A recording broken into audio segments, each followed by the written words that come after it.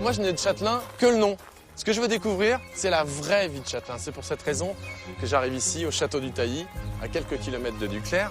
Et je vais rencontrer Nicolas, le châtelain de cette magnifique demeure. D'ailleurs, il arrive, il est avec ses enfants.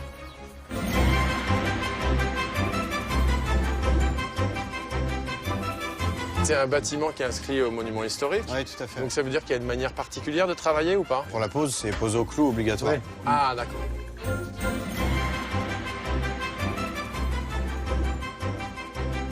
Moi, c'est le châtelain qui me plaisait, c'était pas le château. Là, c'est ce que nous, aujourd'hui, on appelle le salon de musique. Voilà. Voilà. Il fallait qu'on Ça, arrive c'est exactement ça. à ce moment-là.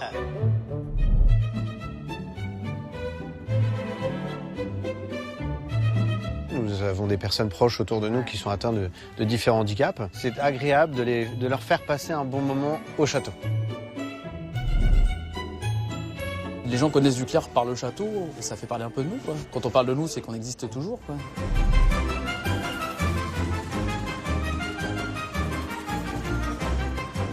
Et donc une prison, une geôle. Ah ouais, ça change complètement la perception de la pièce. Hein. C'était toi qui devais retirer les clous normalement? Mais pas de ton côté. Ah bon?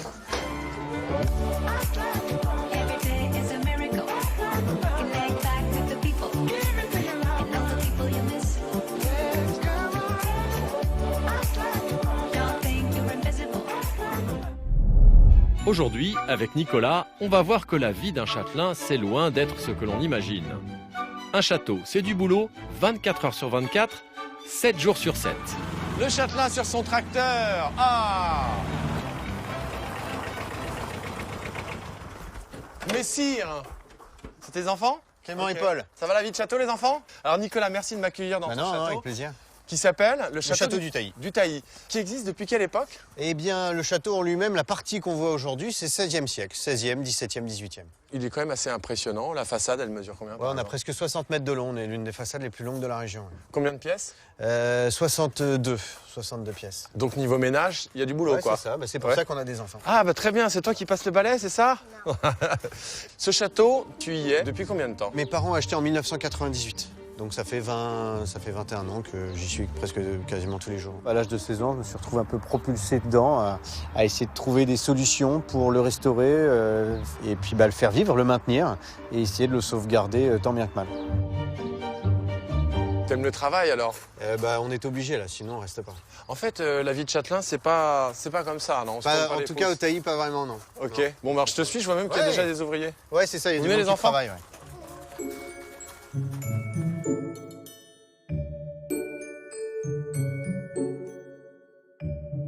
Je constate que le château est une véritable ruche.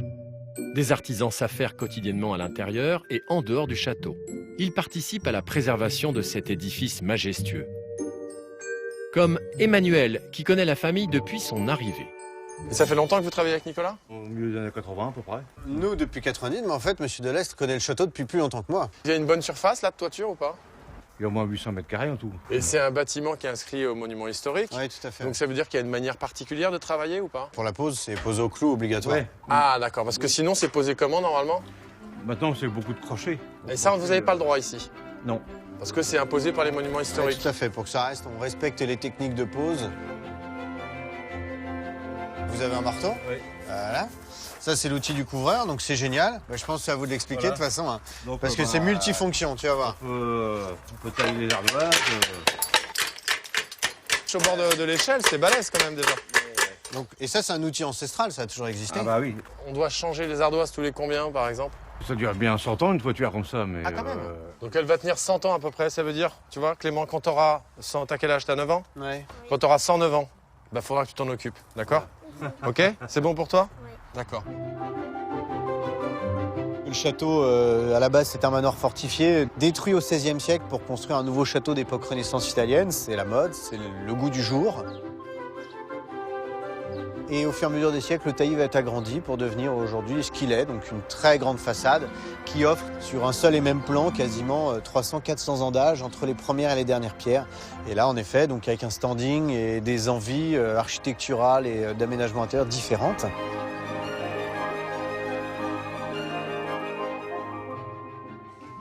Ah ça c'est juste l'entrée. C'est ça, c'est le vestibule, ouais, la véritable entrée. Vestibule de 40 mètres carrés, quoi. à peu près. C'est ça, bah, chaque pièce, c'est l'une des plus petites. Enfin, ouais, les autres D'accord. pièces font plutôt 50, 60. Ouais. Avec une ouverture ici, c'est chouette, là, quand même. Oh, le poêle. C'est le poêle en faïence, ça s'appelle les poêles alsaciens. C'était une mode beaucoup au 18, mais surtout au 19e.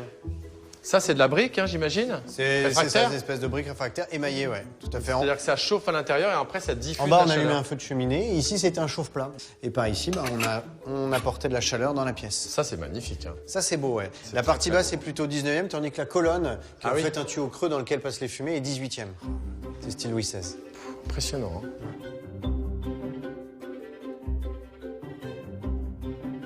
Waouh, alors ça, c'est très joli parce qu'en plus, c'est complètement meublé. Et on est dans quelle pièce, ici? Et là, c'est ce que nous, aujourd'hui, on appelle le salon de musique. Voilà. Il vers fallait ça, qu'on arrive c'est exactement ça. à ce moment-là. Ouais, c'est le salon de musique qui est, en fait, jusqu'au 18e, était une chambre. Ça a été transformé par la suite en salon. C'était souvent la pièce dans laquelle il venait passer les après-midi, après avoir dîné. Il lisait, il jouait de la musique, etc. Donc on a une très belle cheminée, un beau marbre, un beau trumeau. Alors, c'est quoi un trumeau? Le trumeau, c'est tout ce qu'on appelle la partie haute au-dessus de la cheminée. Donc les cheminées dans les pièces d'apparat sont en marbre. Et au-dessus, tu as souvent un élément décoratif qui peut reprendre une peinture, un miroir ou des éléments décoratifs.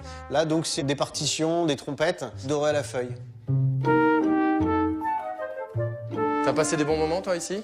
Eh bien, avant, on l'utilisait pas trop parce qu'il était en très mauvais état et je l'ai refait il y a 3-4 ans. Et depuis, oui, on a fait notamment un très bel anniversaire surprise pour ma femme en plein hiver parce que c'est une pièce qui est pas très grande, qui peut être facilement chauffée par la grosse cheminée. Et voilà, ouais, j'ai un très bon souvenir de ce moment-là. C'est le plus beau souvenir dans cette pièce, ouais.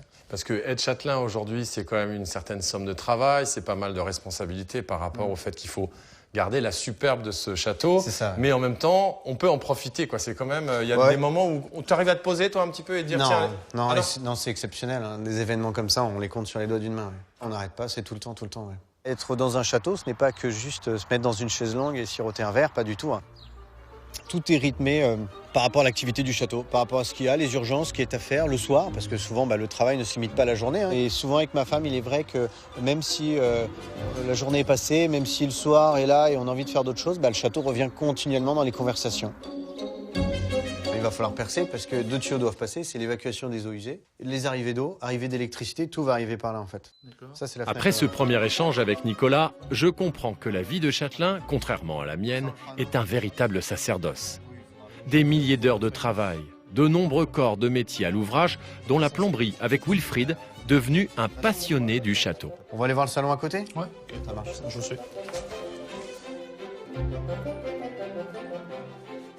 Toi, ça a changé vraiment ta manière de travailler? Quand on commence à travailler ici, dans sa tête, on n'arrête pas en fait. Quand on fait d'autres chantiers où on démonte des vieux bâtiments, tout ça, je dis tout de suite à mon collègue, ah non, jette pas ça en l'air, malheureux, ça va servir en château. Ouais, il m'a déjà ramené des portes, il m'a déjà Ouais, ramené voilà, des vieux c'est lavabos, vieux. des vieux robinets, etc. que nous on remploie ici parce que d'autres personnes n'aiment pas, C'est marrant. mais que nous on réinstalle parce que ça s'intègre parfaitement dans le décor. Donc, t'es plombier et t'es un peu le brocanteur de la plomberie. en même C'est temps. un peu ça, c'est un peu ça. Comme c'est un bâtiment historique, en termes de plomberie, on doit respecter des choses particulières ou pas? Plomberie, non, pas forcément. Nous, par exemple, ici, il y a les façades, il y a tout ce qui est menuiserie, toiture, charpente, les sols, mais pas l'aménagement intérieur. Ah ouais, d'accord. Donc pour tout ce qui va être électricité et tout ce qui va être plomberie, les monuments historiques ne regardent pas en fait. Les artisans sont ravis de participer à la préservation du patrimoine normand. Ils ont la sensation de s'inscrire dans la continuité d'un savoir-faire ancestral. C'est le cas de Michael, le menuisier du château. Et alors vous, est-ce que, en l'occurrence, c'est un travail qui diffère beaucoup de ce que vous avez l'habitude de réaliser? Énormément. Travailler dans un château, c'est quand même exceptionnel. Et Nicolas aime ça, moi j'aime l'histoire et franchement, c'est travailler quelque chose qu'un menuisier a fait il y a... Il y a combien de temps, ça? les années 30, on avait Alors dit. celui-ci des années 30, parce que la pièce était déjà très abîmée, alors que celui-ci serait 17e, serait Ouais, je pense. 1600, Ah ouais, d'accord. 1630. Ah, il a bien grisé comme ça. Hein. Ouais, le chêne grise, comme ça.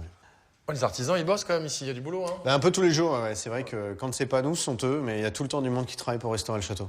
On va aller s'y mettre aussi un peu, on a du travail. Ah, je vais travailler. Et moi. ouais, un petit peu. Ok. Tout le monde met la main à la pâte ici. Bon, ok, j'y vais.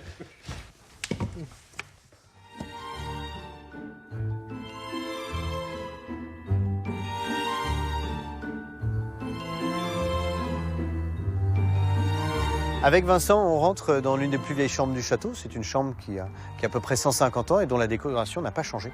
Donc là, on fait de l'enduit de rebouchage simplement sur les murs, histoire de les lisser et qu'on puisse réappliquer par-dessus après ou de la peinture ou un traitement. Et Vincent se débrouille plutôt pas mal. Je fais bien là, comme ça, ici.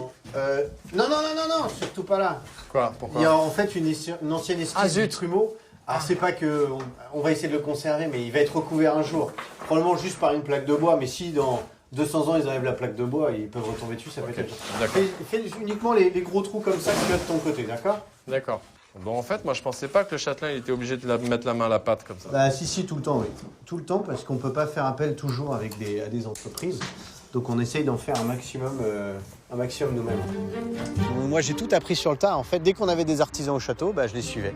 Alors premièrement, ça me faisait baisser la facture parce que j'étais la petite main. Et deuxièmement, j'apprenais. Et c'est comme ça que tous les artisans m'ont appris volontairement, parce que je pense que c'est rare aussi que la personne qui commande les travaux soit avec eux. Et puis je continue à le faire régulièrement. Et parce que j'aime ça. C'est vrai qu'au taillis, je fais de plus en plus de paperasse, parce que ça se développe. Mais c'est vrai que moi, ce que j'aime, c'est avoir les mains dans le travail et les restaurer de mes mains. Fais voir. Voilà, c'est très bien. Bah voilà, c'est ce que j'allais faire. Voilà, c'est bien. Et en fait, il reste un clou. Ah, il y a un clou. Bah alors, c'était toi qui devais retirer les clous normalement? Mais pas de ton côté. Ah bon? Il a bien travaillé quand même. Fais ce qui est plus. Apparemment, mes talents ne sont pas reconnus à leur juste valeur. Et je n'ai pas la polyvalence de Nicolas. Je quitte donc ma combinaison de travail et pars vous faire découvrir un des joyaux du taillis, le parc du château. Ce qu'on voit aujourd'hui, c'est le dessin de l'époque tel que l'avait voulu le premier châtelain ou pas? Non, pas du tout. Non, le parc du château était à la française au 18e. Malheureusement, on a très peu de tracés, peu d'informations. Voilà, très structuré, très géométrique. Nouveau propriétaire au début du 19e, aménagement parc à l'anglaise. Et là, ils font une refonte quasiment complète. On garde quelques éléments du parc à la française, mais beaucoup d'éléments et beaucoup de bosquets aménagés au 19e. Ce qui fait qu'aujourd'hui, on a un peu un savoureux mélange entre parc à la française et parc à l'anglaise. On a des très beaux parcs avec de très beaux jardins, de très belles dépendances. On a des folies telles que notre orangerie sur place qui est vraiment magnifique. Notre serre qui vient d'être restaurée. Des écuries pareil qui ont été construites sur 500 ans d'histoire. Et voilà, et des potagers, des vergers et des arbres remarquables qui sont classés. Ah, il y a deux enfants qui se planquent derrière, regardez. Les coquins, ils nous suivent depuis tout à l'heure. Alors ça, en fait, je venais aussi ça pour voir. Viens avec moi, Nicolas, parce que quand même, c'est, j'ai l'impression, un peu la pièce maîtresse de ce jardin, non? C'est le point culminant, ouais. Il fait plus de 40 mètres de haut et c'est un arbre assez original, parce que c'est un arbre originaire de Californie. C'est un arbre aussi qui a différentes particularités, telles que son écorce qui est molle, on l'appelle l'arbre boxeur, et en fait, voilà. C'est une écorce épaisse qui protège le cœur de l'arbre des incendies, puisqu'il y a souvent des incendies de forêt en Californie. Et c'est vrai qu'aujourd'hui, c'est un arbre qui a sa place dans le parc et qui est, c'est vrai, un des éléments principaux de notre jardin, puisqu'on ne peut pas le louper. Entretenir le château et son parc est un travail à plein temps pour Nicolas. Heureusement, vous l'avez vu, il est bien entouré par des professionnels, mais également par de nombreux bénévoles. Nous nous dirigeons d'ailleurs vers le verger, où je vais rencontrer une association de travailleurs en situation de handicap emmenée par Pierrick. Pierrick, toi, en fait, tu es encadrant ici, ouais, avec les jeunes qui sont là. Et en quoi, pour eux, c'est intéressant de venir justement participer à ce travail dans le potager, ou là, en l'occurrence, à ramasser les pommes, d'ailleurs? Là, ramasser les pommes, en fait, c'est des tâches simples. On les laisse faire, là, vous voyez, ils se débrouillent, ils ont la consigne, ils ont l'habitude, ils connaissent maintenant. Et l'intérêt, vraiment, pour eux, ça va être leur capacité à savoir s'adapter, parce qu'au château, faut suivre. Faut suivre. Ouais. Nicolas, dis-moi, pourquoi c'était important pour toi de pouvoir faire venir travailler ici, en tout cas participer des handicapés au potager et au travail tout autour du château? Au niveau personnel, nous avons des personnes proches autour de nous qui sont atteintes de différents handicaps. Et l'idée, c'était de pouvoir faire participer et profiter à ces gens-là un peu de la vie du château et de ces moments exceptionnels qu'on vit sur place. Il est vrai que c'est agréable de leur faire passer un bon moment au château. Voilà, telle amitié forte, ça fait plaisir à voir. Ça fait plaisir à voir. Il y a du travail encore ou pas? Dans les arbres, il y a des pommes pourries enlevées. Il y a des pommes pourries enlevées dans les arbres. Dans les arbres. Tiens, regarde, celle-là, elle est bien pourrie. Là, ouais, celle-là, elle est vraiment complètement pourrie. Toi, Sylvie, t'aimes bien faire ça? Ouais. Ouais, pourquoi? En fait, chez moi, c'est de ça. Ah, t'as des pommiers chez toi? Ouais. Et le fait de venir au château, c'est quelque chose que t'aimes bien particulièrement? Ouais. Pourquoi?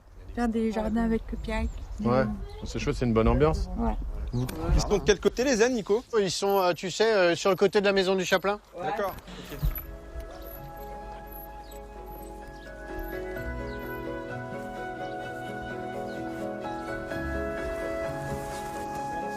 Ouvre ta main, tu la poses à plat dans ta main, au fond de ta main, vraiment.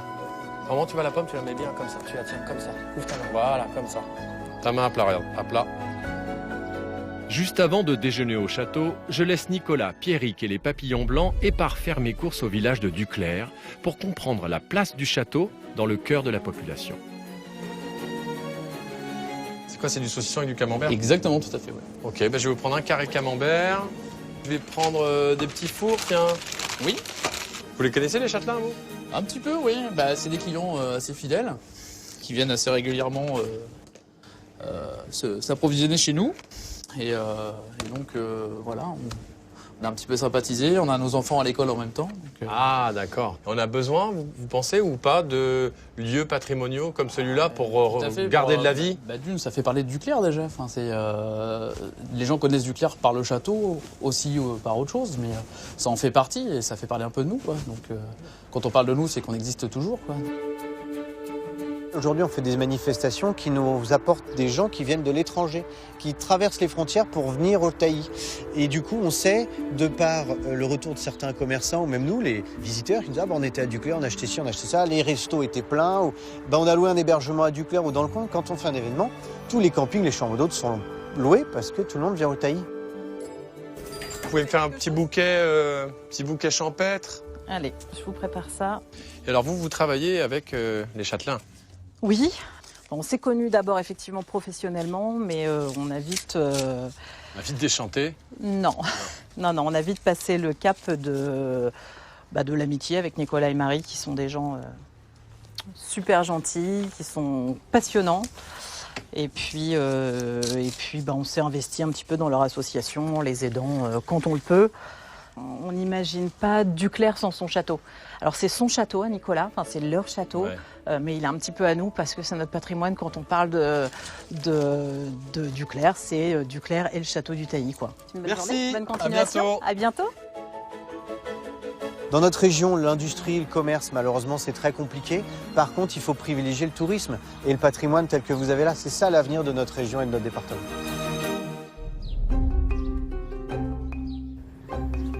Les garçons, on y va pour la table. Vous avez bien pris 5 assiettes? Oui. Ça marche. Derrière chaque grand homme se trouve une femme. En l'occurrence, Marie est partie prenante de cette aventure, car comme le dit l'adage, quand on épouse le châtelain, on épouse le château. Non, vous avez bien bossé?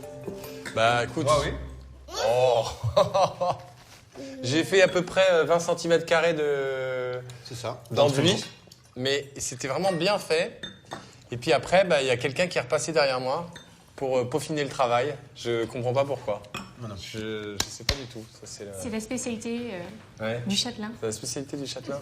Il veut que tout soit toujours comme c'était. C'est un perfectionniste. Je pense qu'il est même trop perfectionniste parfois, mais c'est ça, voilà. Quand tu as rencontré Nicolas, est-ce que tu t'es pas dit, ouais, ça va être une somme de travail tellement importante que je risque de plus le voir ou je risque...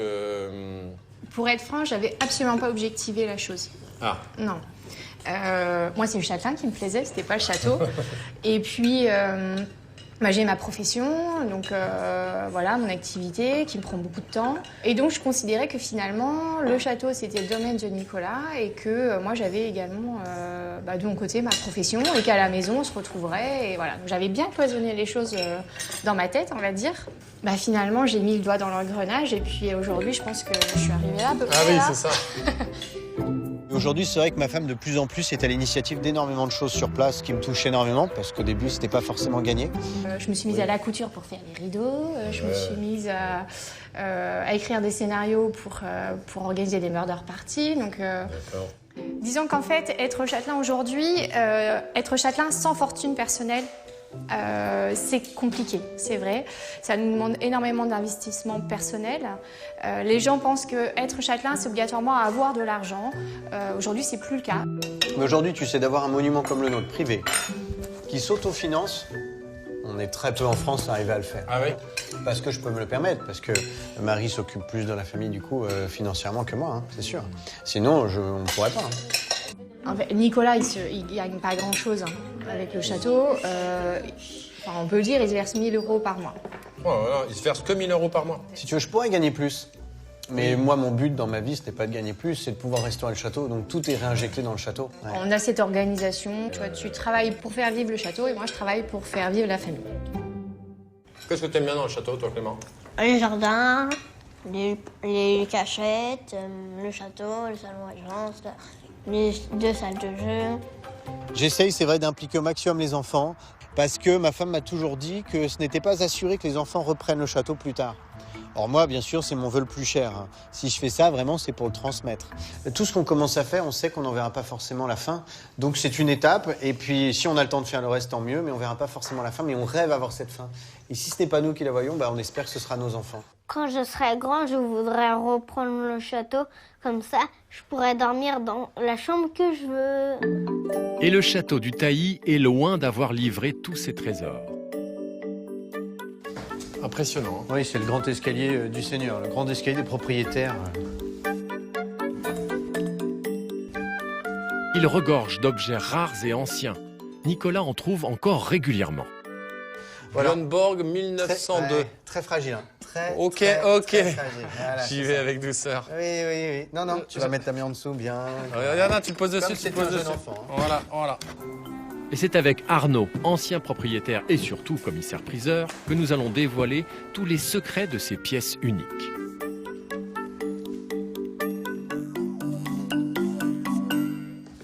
Vous avez trouvé encore de belles choses là-haut, dans les greniers? Toujours. Oui. Alors... Non, mais attends.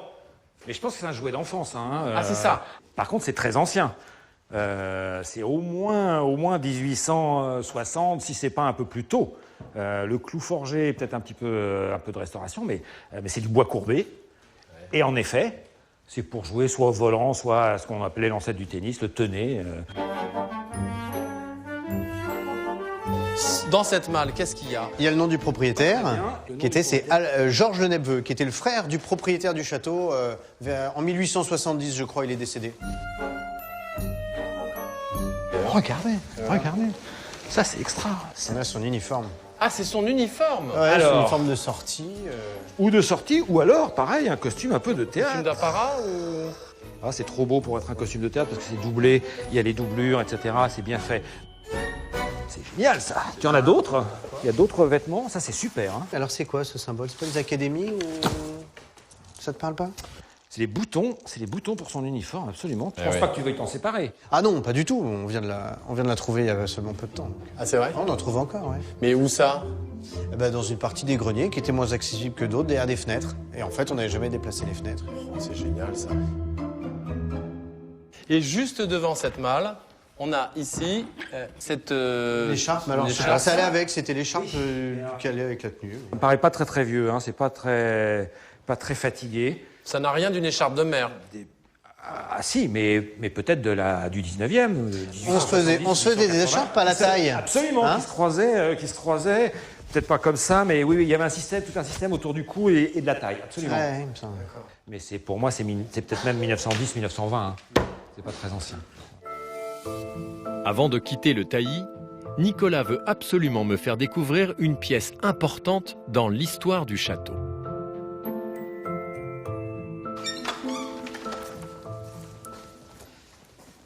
Monseigneur, vous m'emmenez dans la cave. C'est ça. Dans les origines du château, la partie la plus ancienne.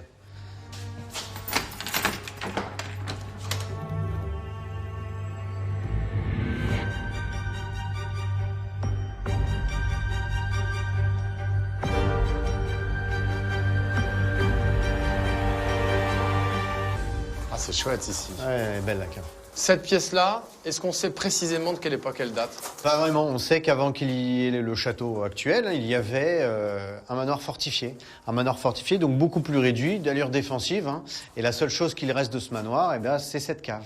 Le reste, tout ce qui était hors terre a été arasé pour construire par-dessus le nouveau château à partir du XVIe siècle. Ah ouais, là on est vraiment plongé dans l'histoire. Hein. On sait qu'aux origines, donc, ce manoir fortifié dépendait des seigneurs du Trait et qu'ils rendaient la justice au rez-de-chaussée du château. Et donc les prisonniers attendaient leur sentence dans la cave.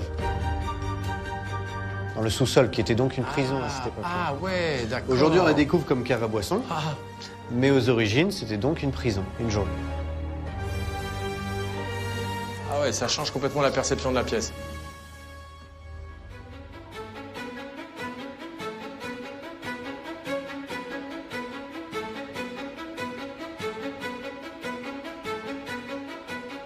Voilà, c'est la fin de l'émission. Ça se termine ici, devant le château du Tailly. Et j'avoue que je ne m'attendais pas du tout à ça pour la fameuse vie de Châtelain avec Nicolas. Merci Nicolas de m'avoir accueilli ici. A priori, là, la relève est assurée. Moi, je vous dis à la semaine prochaine. Salut!